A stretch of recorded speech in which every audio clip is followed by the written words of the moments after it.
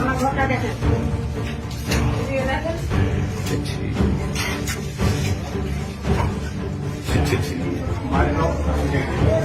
সব ফেটে গেছে, আমরা কোথায় থাকবো?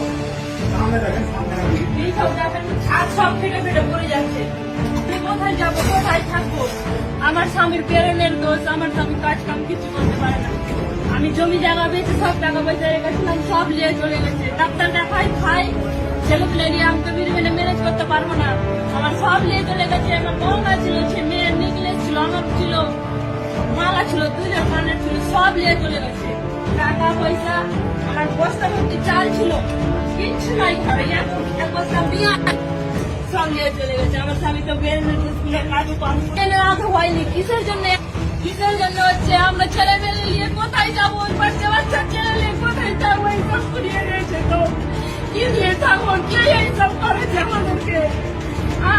আমার স্বামী হচ্ছে কথা বলতে জানে না। আমার ঘরে এসে সব চিন্তাই করলো, করে নিয়ে কেনা আগুন দিল, চিন্তাই করে নিয়ে গেল।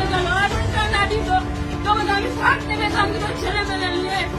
আমরা কোথায় যাবো ছোট ছোট ছেলে নিয়ে?